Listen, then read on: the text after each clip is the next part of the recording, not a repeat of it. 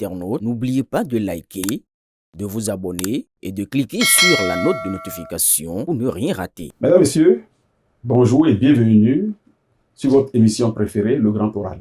Dans 2 mois, l'actuel président Patrice Talon passera la main dans le meilleur des mondes à son dauphin, l'actuel ministre d'État Obiang Wadani, ou dans le pire, à Paul Houpert si les SCBE se décident à bien faire le boulot. 10 ans de gestion, faite des hauts et des bas.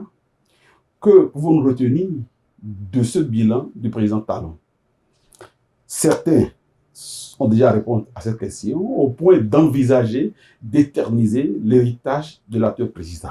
Pour en parler, nous recevons pour vous aujourd'hui Dr Firmin Akpo. Il est enseignant-chercheur à l'Université de Parakou. Il est membre du BR, mais sortant de OSR. Avec notre invité, nous allons essayer de fouiller les intentions cachées du creuset qui sont en train de mettre sur pied pour faire perdurer le nom Talon, son héritage, après les 10 ans qu'il a passé au pouvoir. Bonjour, docteur Firmin Akpo, et merci d'accepter d'être des nôtres ce matin. Bonjour, monsieur le DG, merci beaucoup à vous. Merci. J'anime cette émission avec moi, mon directeur général, Yacoubou Akilou, à qui je vais laisser la main de poser la première question à notre invité. Merci, bonjour à tous et bonjour chers internautes.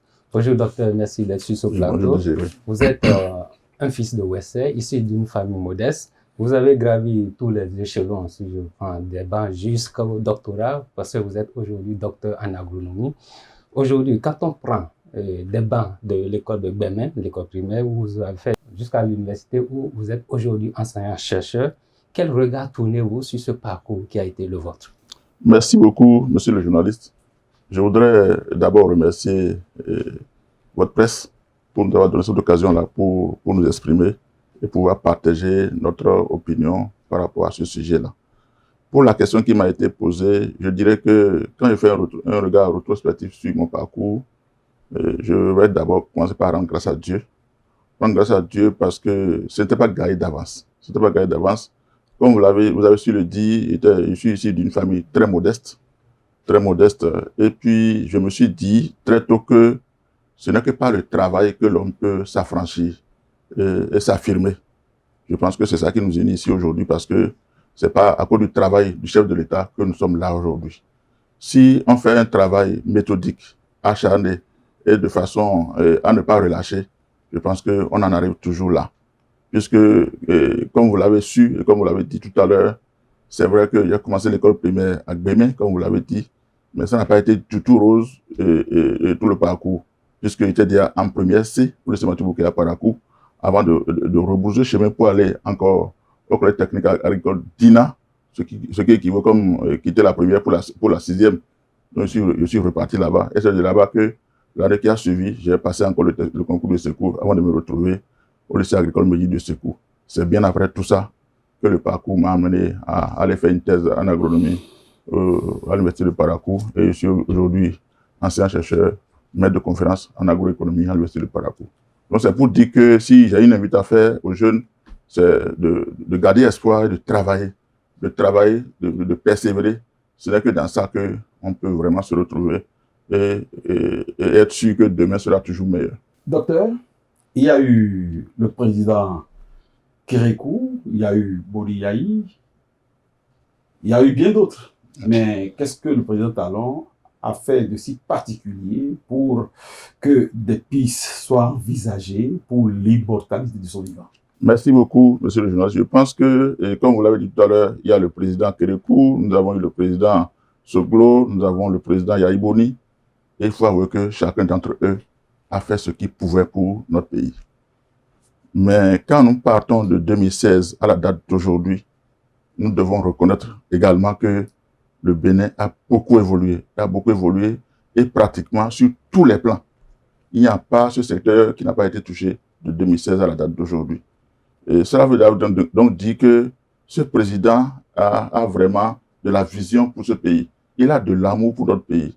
Et c'est pour ça que nous estimons que tout ce qu'il a fait dans tous les secteurs d'activité, il n'y a pas ce secteur que nous allons prendre aujourd'hui et ne pas prendre beaucoup de temps pour parler de ces réalisations.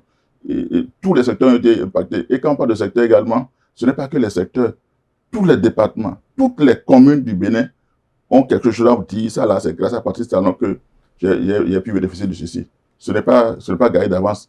Et je pense que c'est normal que nous puissions voir. Et même quand on voit de loin ce qui a été fait par le président Patrice Talon, on se dit, si nous ne faisons pas l'effort pour pouvoir pérenniser ça, ce serait un gâchis, ce serait une perte pour notre nation. Donc voilà un peu ce qui motive ce creuset qui est en train de voir le jour progressivement aujourd'hui. Oui. Ce creuset, est-ce qu'on peut avoir une dénomination du dit creuset? Oui, je pense que le nom que nous sommes en train de proposer au creuset, c'est Bénin révélé pour toujours.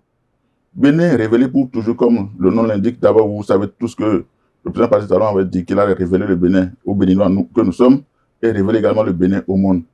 À terme, à l'arrivée aujourd'hui, il faut que nous fassions l'évaluation. Est-ce qu'il a pu le faire? Est-ce qu'il n'a pas pu le faire? Moi, de mon point de vue, je peux dire que le président Patrice Talon a réussi brillamment cet exploit-là en nous révélant nous-mêmes le Bénin et en révélant le Bénin également à l'extérieur. Nous révélons le Bénin parce que nous avons compris aujourd'hui que même avec nos maigres ressources, nous pouvons faire beaucoup de merveilles. Et moi, parfois, il arrive des moments où je me demande, les Béninois qui réfléchissent aux différentes réformes que nous appliquons aujourd'hui là, ils étaient dans le pays ou bien c'est les Béninois qu'on a importés d'ailleurs. Donc quand tu te poses cette question, tu te dis, ben, en réalité, nous avons beaucoup de capacités à nous-mêmes que nous ignorons. Et le président est venu nous révéler tout ça. Et de l'extérieur, on entend ce que tout le monde dit du Bénin aujourd'hui. Et comme beaucoup le disent, on est fiers d'être Béninois aujourd'hui. Nous sommes tous fiers. Je ne sais pas celui-là qui ne va pas. Quand on va à l'extérieur, quand tu voyages et tu dis tu es du Bénin, on te regarde avec un regard bienveillant. Toi, tu es content de dire je suis Béninois. Bénin révélé pour toujours, ça fait BRPT. Vous êtes un cadre BR, quand je vois BR et que je vois PT qui peut être assimilé à Patrice Talon, est-ce que c'est une initiative exclusivement pour le parti dont vous provenez? Merci beaucoup, monsieur le journaliste. Je pense que cette initiative n'est pas une initiative d'un parti, puisque d'abord, je ne suis pas ici en tant que membre du parti non plus, puisque c'est une initiative qui regroupe des Béninois de tous bords politiques, des Béninois qui ont compris que ce que le président Patrice Talon a fait, il faut que nous puissions arriver à le pérenniser dans le temps.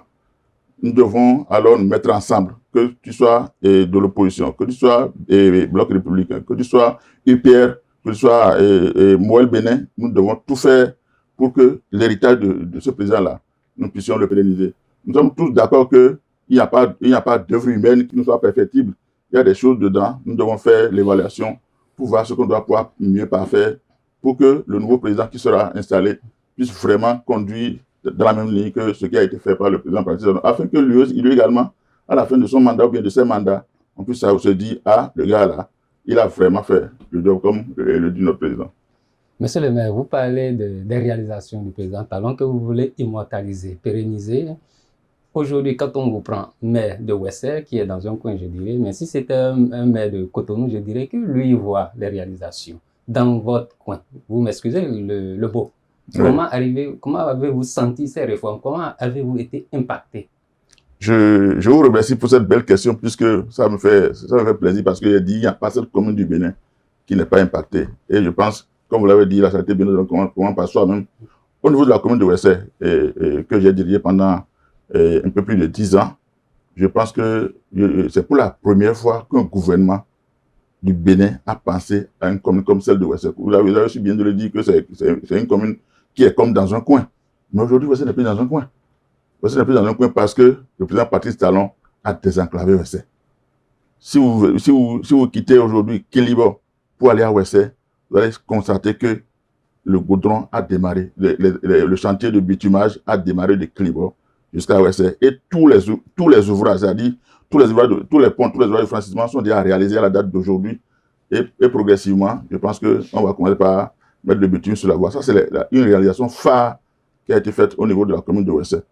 Et un autre élément que je peux citer, qui a été fait il y a plus de 4-5 ans, c'est le stade omnisport de Ouessé.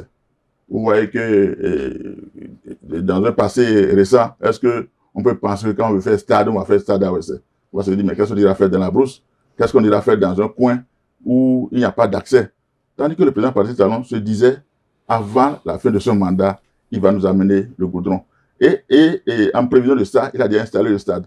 Donc si quelqu'un veut venir jouer aujourd'hui à Ouessé, il ne va plus passer sur la terre rouge.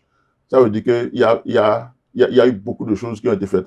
Sur le plan de l'eau, nous avons eu beaucoup de forages. Il y a un système de renforcement de l'addition d'eau qui est actuellement en cours, et je suis sûr que ça prendra fin dans les jours à venir, et nous n'allons plus parler de pénurie d'eau. Ne parlons pas non plus de l'électrification, parce que le réseau a été étendu dans certaines agglomérations de la commune de Ouessé. Et je pense que si on doit citer tout ce qui a été fait en matière d'agriculture, ne parlons pas en matière de l'environnement, il y a beaucoup de projets qui ont été implémentés au niveau de la commune de Ouessé. Et je pense que tout ça, c'est à l'actu du président.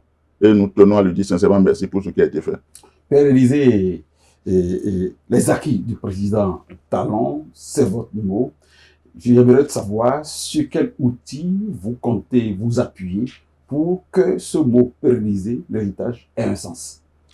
Bon, je pense que vous allez entendre dans le pays partout, aujourd'hui, on parle de mouvements, on parle d'associations, mais nous, on a estimé qu'on ne pourra pas chercher à pérenniser des actions d'un chef de l'État à travers des mouvements. Ce serait plus facile pour nous de réfléchir à un creuset qui va regrouper des cadres de tous bords, des cadres de toutes compétences, quel que soit le secteur d'activité, et des organisations de la société civile, des opérateurs économiques, des agriculteurs. Donc tout le monde, tous les Béninois d'un certain niveau peuvent adhérer à ce creuset pour que nous puissions porter l'initiative Bénin révélé pour toujours. Bénin révélé pour toujours, comme le nom l'indique, ça veut dire que Patrice Talon a promis révéler le Bénin, comme je l'ai dit, le Bénin a été déjà révélé, mais il faudrait que nous puissions faire l'effort, nous Béninois, de le garder pour toujours. C'est pour ça que ce creuset doit être né pour pouvoir perpétuer ce qui a été fait. Bon, est-ce que cette initiative, du moins l'envie de prendre cette démarche, n'est pas sous-entendue sur une crainte que vous nourrissez, à savoir que le prochain président, qu'il soit Porompé ou Robien Wadaï, ne puisse pas lui seul donner dans cette pérennisation de l'héritage du président Talon? Bon, je pense que ce n'est pas exactement ça, mais je pense que le président de la République, quel qu'il soit, a besoin quand même que tous les Béninois puissent contribuer à son action. Et si nous, en anticipant aujourd'hui par rapport à celui qui sera élu, et nous souhaitons de tous nos voeux que ce soit bien Romain Wadaï, parce que nous avons trouvé que le parti BR, le parti UPR et tous les autres partis de la mouvance ont trouvé en lui le charisme qu'il faut pour pouvoir continuer l'œuvre entamée par celui que nous appelons aujourd'hui l'école, une école béninoise. Et Patrice Talon à lui seul constitue une école pour le Bénin. Et je dirais en tant que c'est une école pour la jeunesse béninoise, mais je peux dire que c'est même une école pour la jeunesse africaine. Puisque quand on entend le Patrice Talon aujourd'hui, moi j'étais allé à une mission une fois au Burkina, j'ai vu des gens qui me disent, mais votre président là, comment il fait pour pouvoir réussir tout ce qu'il fait et de très belle manière. Tandis que nous, on est au pays, des gens sont en train de dire tout ce qu'ils pensent, tout ce qu'ils veulent, mais à l'extérieur, même à côté de nous, même au Burkina, vous entendez ce que je dis, je parle bien du Burkina, des jeunes qui disent, votre président là, comment lui fait pour réussir tout ça là? Et le Bénin aujourd'hui a changé de visage. Donc quand on entend tout ça, on voit tout ça, on se dit, on a vraiment besoin d'accompagner le futur président pour qu'il emboîte les pas à ce qui a été fait aujourd'hui, et même mieux que ce qui a été fait aujourd'hui pour que le Bénin continue de mieux se révéler au monde. Docteur, comment comptez-vous déjà engager cette pérennisation? Quelles sont les actions que vous prévoyez déjà? Le premier élément que nous sommes en train de penser, c'est qu'il faut absolument ramener complètement la balle à terre pour que tout le monde puisse comprendre le bien fondé de ce que nous sommes en train de dire. Nous savons où nous étions en 2016 et nous savons aujourd'hui, en 2026, où est-ce que nous sommes. C'est mieux de se dire la vérité pour que nous puissions reconnaître. Et là, ce n'est pas en cristallisant l'attention sur des détails qui ne vont pas faire avancer que nous allons faire. Il faut faire le point de tout ce qui a été fait et commencer par sensibiliser ceux qui ne l'ont pas encore bien compris et montrer le bien fondé. Aucun pays ne peut se développer s'il n'y a pas un minimum de sacrifice. Et nous avons compris que le sacrifice a été fait pendant 10 ans et aujourd'hui, nous sommes en train de voir les fruits, nous sommes en train de bénéficier de ce sacrifice-là. Tous les pays développés que nous connaissons se sont développés parce qu'il y a un esprit de nationalisme. Donc, nous devons alors, déjà au niveau de la base, faire comprendre à tout le monde que chacun, à quel niveau qu'il soit, il a intérêt à contribuer au développement de ce pays-là. On n'a pas besoin d'être président de la République, on n'a pas besoin d'être député, on n'a pas besoin d'être maire avant de jouer sa partition pour le développement de sa nation. Il faut d'abord que nous inculquons à la jeune génération l'amour de la patrie, l'amour du Bénin. Tout part d'abord de là.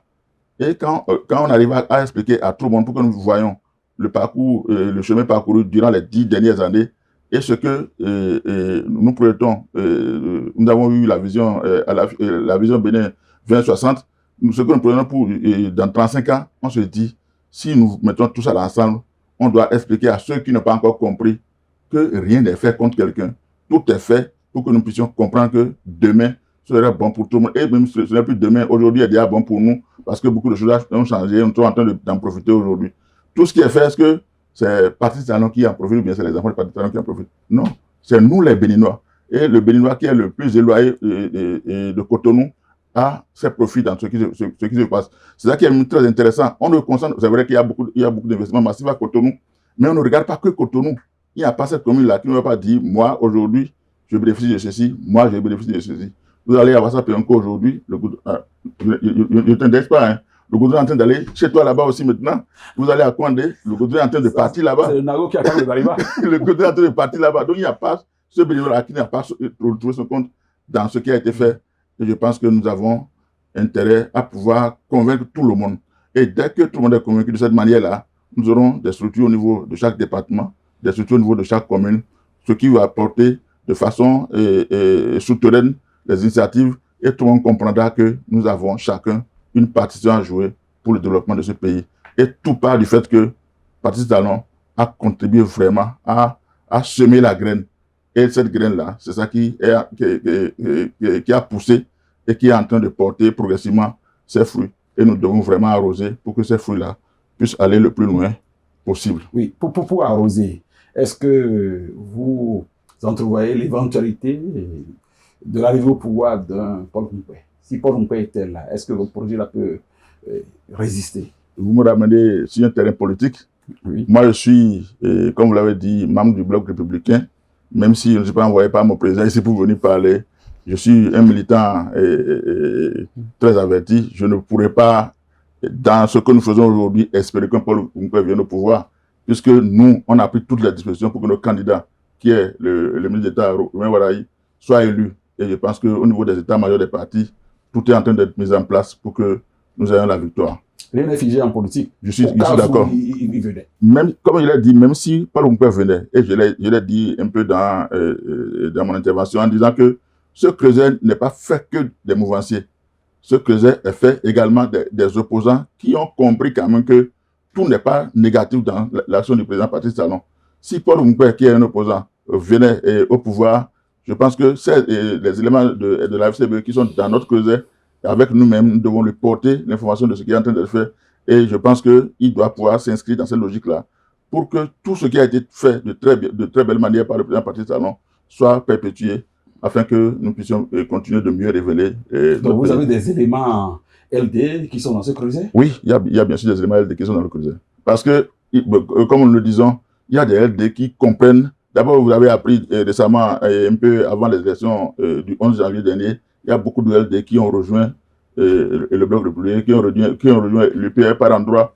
Donc, tous ceux-là sont déjà en train de travailler avec nous aujourd'hui. Des LD opportunistes ou des LD qui sont convaincus de ce que quelque chose de bon est en train de Ce qui est évident, nous les avons eu pour le 11 janvier. Nous sommes en train de travailler avec eux pour qu'ils puissent venir également pour les élections présidentielles. Et je pense qu'après les élections présidentielles, nous allons chercher à les fidéliser par nos comportements, par nos actions et par les sensibilisations qui vont continuer. Parce que comme vous l'avez dit également, en politique, c'est de façon progressive que les choses peuvent changer. Donc, comme ils ont travaillé avec nous et qu'ils sont engagés pour travailler avec nous pour les élections présidentielles, puisque nous avons dit partout que nous avons besoin que les élections présidentielles soient également une fête, ce qui fera que nous avons comme défi majeur de relever le taux de participation. Si nous disons tel est opposant, tel est ceci, tandis que nous avons vu que le taux de participation aux dernières élections, les articles communaux n'est pas encore satisfaisant, nous allons nous faire du mal. Et nous allons faire du mal au futur président qui sera élu.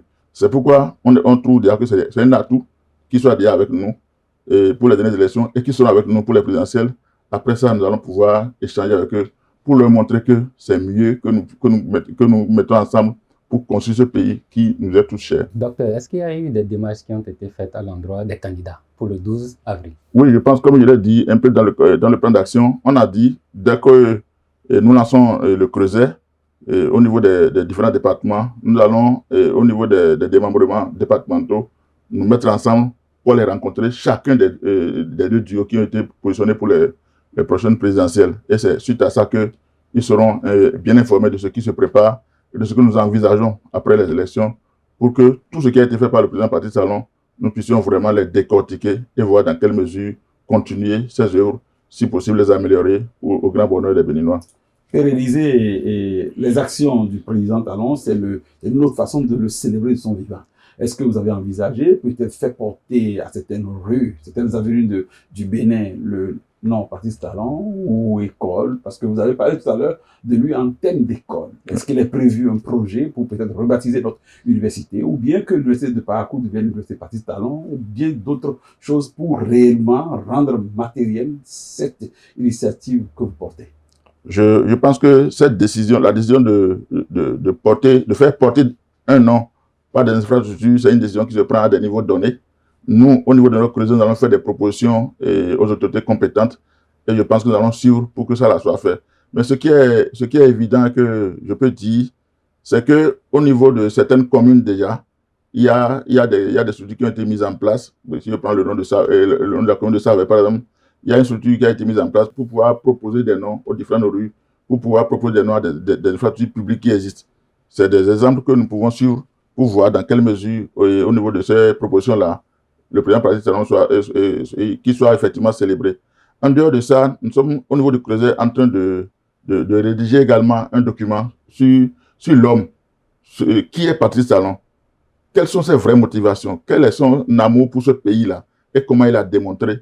Je pense que c'est un document qui est en projet aussi au niveau du Creuset, et dès que tout cela sera prêt, on va, comme vous l'avez dit, le célébrer de son vivant. On ne va pas attendre que d'abord il meure ou bien qu'il quitte complètement le pouvoir avant qu'on ne commence pas à parler de ses bienfaits. Parce que ce qu'il a fait, toute l'Afrique en parle, et pourquoi nous, Béninois, nous allons rester là, on ne peut pas vraiment le vendre comme cela se doit.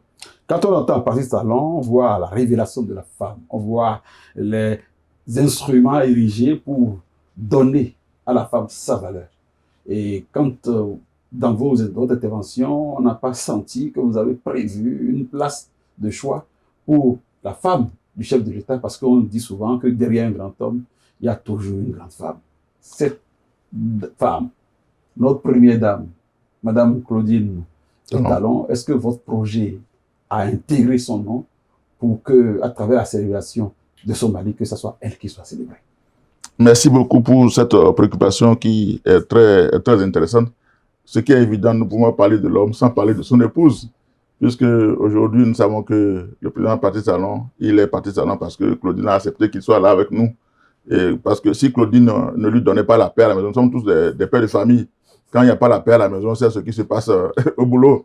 Donc je pense que Claudine Talon doit être célébrée, parce que elle-même, en dehors de tout ce que nous connaissons, et au niveau de sa fondation, je pense qu'elle fait beaucoup de merveilles pour ce pays-là. On a vu des premiers dames passer. Mais aujourd'hui, ce que la Fondation Claudine Talon fait pour le Bénin, et comme je l'ai dit, il n'y a pas de ségrégation.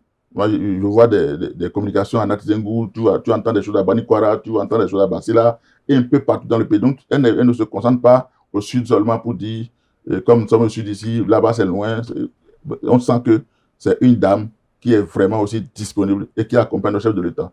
Je pense que ce Creuset, au-delà du président Patrice Talon, doit jeter également un regard sur elle et la célébrer. Et c'est sûr que quand nous allons faire les célébrations, on ne pourra pas célébrer l'homme seul, on doit célébrer l'homme et sa femme, et pourquoi pas toute la famille, sa famille nucléaire. Docteur, le président Patrice Talon, on connaissait l'homme dans le monde agricole, compte tenu de ses activités. Aujourd'hui, il est président de la République. Quelle est votre vision? Quel est votre regard par rapport à sa politique agricole, puisque vous êtes un expert dans le domaine? Merci beaucoup, et je suis très intéressé par cette question particulièrement parce que c'est mon domaine de prédilection, et parce que j'ai été responsable du développement rural au niveau de la commune de Zayanado à l'époque, et nous savons ce qui se faisait dans le secteur agricole. Et nous voyons également tout ce qui se fait au niveau du secteur agricole. Et en ce temps, le président Patrice Talon. Je peux dire que, d'abord, prenons les statistiques que nous avons au niveau du ministère de l'Agriculture, de l'élevage et de la pêche. Nous avons vu que le Bénin est pratiquement champion au niveau de toutes les spéculations. Depuis près de je dirais 7 ou 8 ans, pour le coton, nous avons été toujours premiers. Nous avons vu les statistiques de la production de riz ces dernières années. On voit le soja, on voit le cajou. Donc, on sent que l'ananas aussi, on sent que tout est en grande évolution. Donc, la production agricole a vraiment senti la présence de Patrice Talon au pouvoir.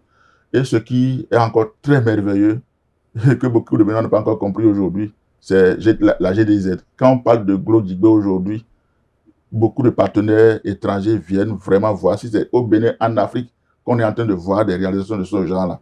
Je suis d'accord qu'il y a des critiques. Les producteurs se plaignent pour dire les prix au niveau du cajou, les prix au niveau du soja ne sont pas intéressants. C'est une évidence. Mais comme je l'ai dit à l'entame, on ne pourra pas développer le pays sans un million de sacrifices.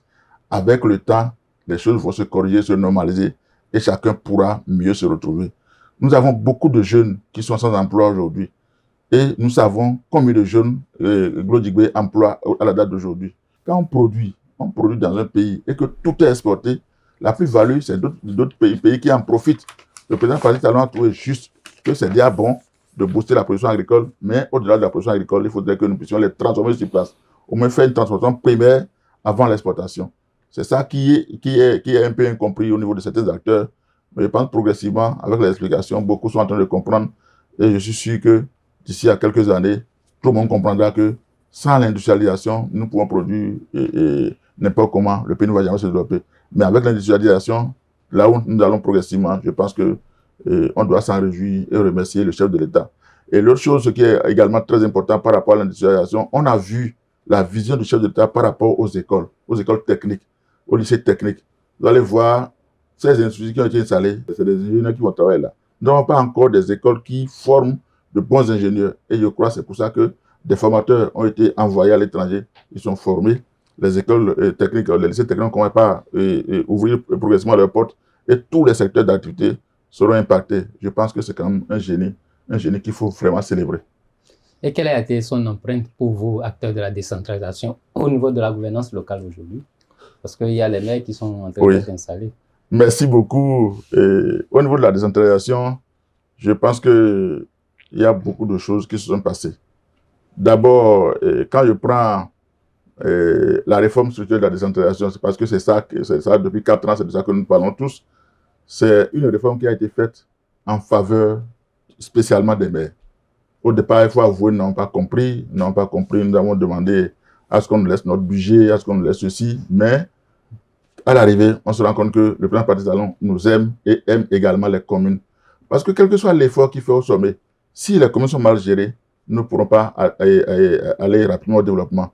Donc, il a trouvé qu'il faut vraiment trouver l'ancrage nécessaire pour que les réformes qui se font au niveau du sommet, on puisse à la base vraiment mieux les implémenter, mieux les mettre en œuvre. Au niveau de la décentralisation, je peux dire que cette réforme-là a fait que les maires ne sont plus dans les fonctions de gestionnaire du personnel, de gestionnaire des finances, mais c'est beaucoup plus les rôles du secrétariat exécutif. Et le maire, il est dans son rôle, dans son couloir de politique, et puis il gère les affaires sur le plan politique. Nous avons le conseil de supervision dont il est le président, le conseil communal dont il est le président, et c'est là qu'il prend les grandes décisions, les grandes orientations de la commune, et il revient au SE de les mettre en œuvre. Donc je pense que cette réforme est une réforme très très salutaire. Nous avons formulé quelques améliorations qui ont quand même pas été mises en œuvre afin que la réforme soit parfaite, et je pense que nous devons remercier le président pour avoir été à notre écoute en acceptant que quelques éléments soient touchés par la manière de désigner les SE. Je pense qu'on a formulé des requêtes là-dessus. L'exécutif gouvernemental l'a accepté. Et il y a eu des améliorations progressives qui sont en train d'être faites. Je pense que nous devons en être très reconnaissants et prier que cette réforme-là puisse continuer au grand bonheur de nos populations au niveau de nos communes respectives. L'autre chose, vous m'excusez, l'autre chose qui est très importante également que je dois préciser au niveau de la réforme, vous allez voir, depuis quelques jours, on a quand même installé les différents conseils communaux et c'est les partis qui désignent le maire et ses adjoints. Ça paraît un peu pas très bien pour certains, mais dictatorial. Un peu dictatorial, mais je trouve que c'est quand même très bien, puisque les jeux de couloir qui se font avant l'installation de maire, tout ça là fragilise l'exécutif. Mais aujourd'hui, c'est le parti qui est fort. C'est le parti qui dit, tel là, tel que je le vois, tel que je le connais, il peut vraiment commander, il peut diriger tel exécutif communal.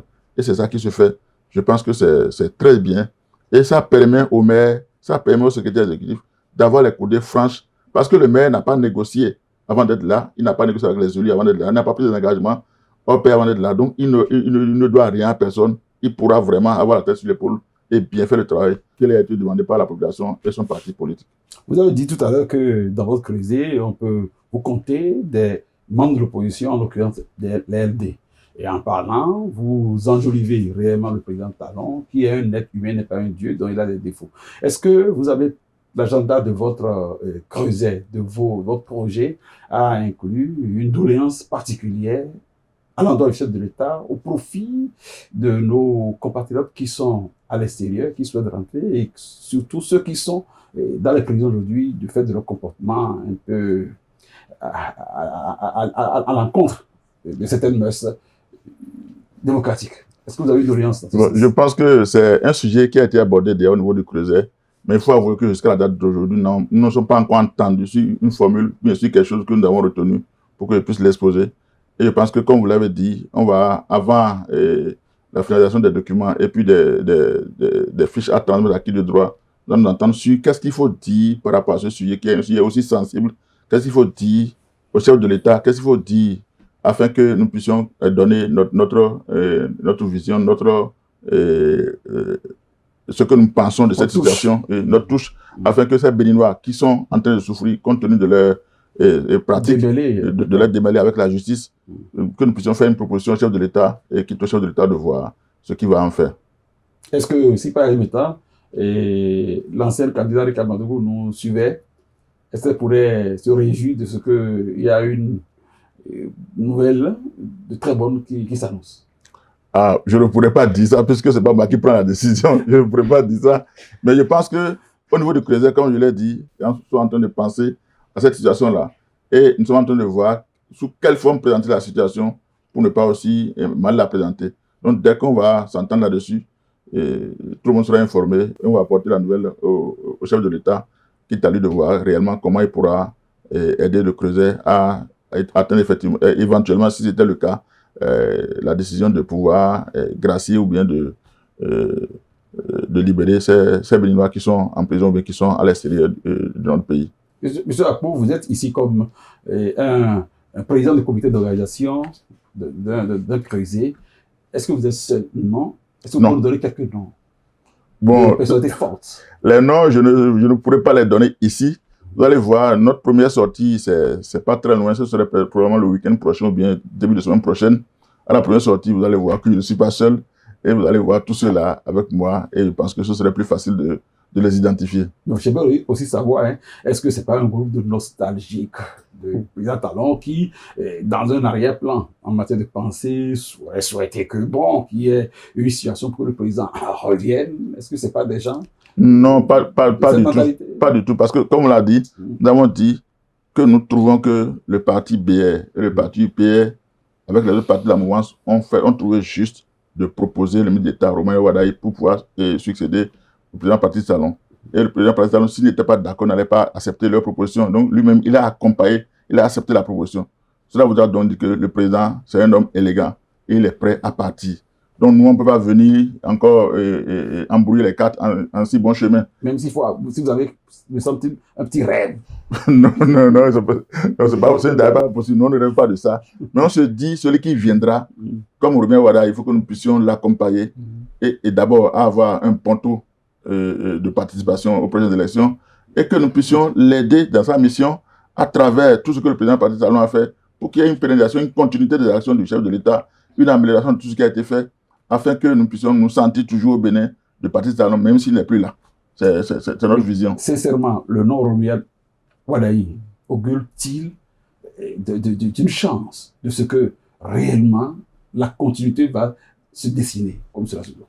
Bon, il y a mieux que nous. Je ne sais pas si vous étiez à Parakou à l'investiture du duo de candidats Romuald Wadaï et la vice-présidente Talata. Je pense que si vous y étiez là, vous allez voir tel que les deux partis, je veux parler du président Djogbenou et du président Abdoulaye Biotane, tel qu'ils ont présenté le candidat, tout le monde était vraiment sidéré et tout le monde a compris que c'est le meilleur profil qu'il nous faut en cet instant précis. On ne peut pas trouver mieux au Bénin.